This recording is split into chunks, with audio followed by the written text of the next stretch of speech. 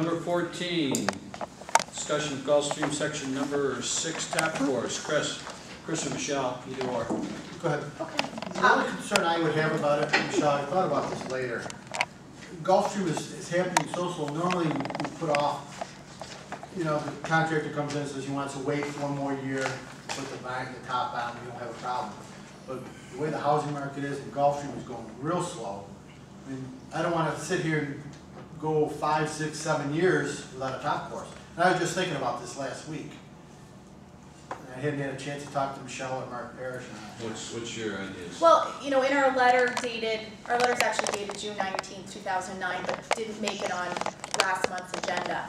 But we did say in there that, you know, next year it's important to go out again and reevaluate the conditions of the roads, gutters, and, you know, all the appurtenances. So I think, Chris, you know, I would say that in a year, evaluate it again. I mean, certainly we don't want to be in the position where 6 or 7 years down the road it's not done. And irregardless, next year, if they haven't hit their 75%, then we could mandate that they have to put the top. Because of the 3-year requirement.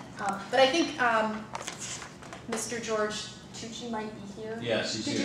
Did you want to speak at all? Yeah, do you have any comments in regards to this? Well, yes. When I did sections 1, 2, 3, 4, and 5, the policy was always when you got 3/4 of the houses in. We had a real normal market from 1992 to 2005. We don't have a normal market right now.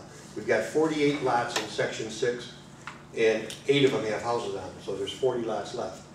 The reason for the past policy was that when you're constructing these houses and these subs come in and you've got equipment coming in there, it tears up. If you had the top coat down, it tears up the top coat. If it ends up, the construction tears up the binder, the developer's still on the hook because he's got a guarantee with securities. And so before he can put the top down, he's still got to repair whatever damages that has occurred. Mark is suggesting here, well, first of all, my request is that because things are so slow, if we put the top coat down now, there's going to be construction on 40 more lots over I don't know how long a period of time. Damage will be done. My guarantee with you is that after 2 years after the top coat's down, I'm done. And that means you're going to be left with whatever problems there are. My recommendation is, let me extend this. You're still going to have my guarantee. Mark is recommending that you post an additional, that I post an additional $18,000 because of increased cost for putting the top coat down. And you've still got me on the hook if there's damage that occurs to the binder that needs repaired, just as there were in 1, 2, 3, 4, and 5, I have to repair the damage before I can put the top coat down. O'Brien and Gear has to inspect it, make sure that they're satisfied before they'll let me put it down. I posted the securities. I don't see where the town's at risk. And my request is that you allow me to not have to put it down right now. Chris? I have no problem, and I'm not saying George would do this, but we have had in the past, the developer was out of business, and we're hung like on Brad and Shiva, and on where the VFW is. You know. Do you comment to that, Heather? Are there time limits on the securities? Well, the securities are letters of credit from Salve Bank. I mean, whether I go out of business or not. It's there. Yeah. Right, okay, yeah, I have no problem with it. So I think, you know, if the board's comfortable with that, then feel free to go ahead and approve. Right.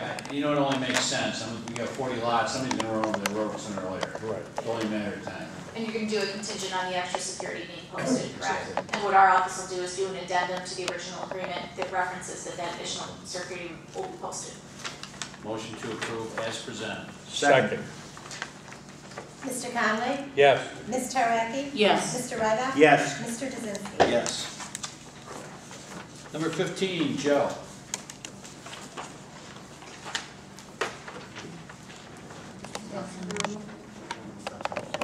All right.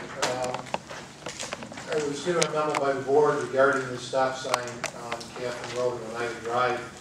That sign was put in there before I came here over 14 years ago. And I'm only assuming that it was put there because it was trying to restrict and reduce the amount of traffic that was going down that road. The problem is those signs are not enforceable, they're illegally posted, and my recommendation is they be removed. I was down there the other day, and I'll tell you, if you want to see something confusing, pull up there and look at those two signs, and you don't know what to do. It's not true. We've been very fortunate, we haven't had a problem up there. Do we have any idea who erected them in the first place? Frank Riegel installed those, so that's way back before my time. And basically what it's done is we have the new, Marina. the River Rat. The River Rat is open down, the old Tyson's Marina. Because of the way the road's set up, nobody can get there from that direction. It's impossible. And, you know, it's crazy. People see the stop sign, they go the other way, and then they're off. And the guy's doing a great job down there. So, I think they should be removed too. It's just crazy. Motion to approve it? Or do you need a? Comment, Bob? Yeah, I do have a You comment. can have a public hearing. Bob Popick again. With the stop signs, also in the entrance from Route 11, it says no through traffic. Would those be able to come down as well, since it's a commercial operation? Well, again, I think we probably should speak with the people who reside on that road. That was put up because of their concerns. Of course, it's probably had a change in, you know, people moving since then, so I don't know. I would like to be able to talk with the people who live down there first and get a sense of if they still want to leave that up there like that. Originally, those were put in there to direct everybody onto Catherine Road over to the red light, because they didn't want traffic backing way up through. Okay, I've got it. And that was, they were talking at the time they were done, that they were gonna make it a one-way street. Yeah. So, We still have problems with the race traffic going down Kathan Road. because you get a lot of it coming off 81 that zips down that way, so they miss the light. It was 2 years ago that I met with several residents at the Bergen Fire Station regarding that same issue, regarding the amount of traffic on Kathan Road from the race cars. We did some heavy enforcement. I think we reduced some of it. I haven't received a lot of complaints this year. Actually, it's the first year I haven't received a lot of complaints. Probably a lot of it's due to the bridge, and they're probably getting off at Central Square right now.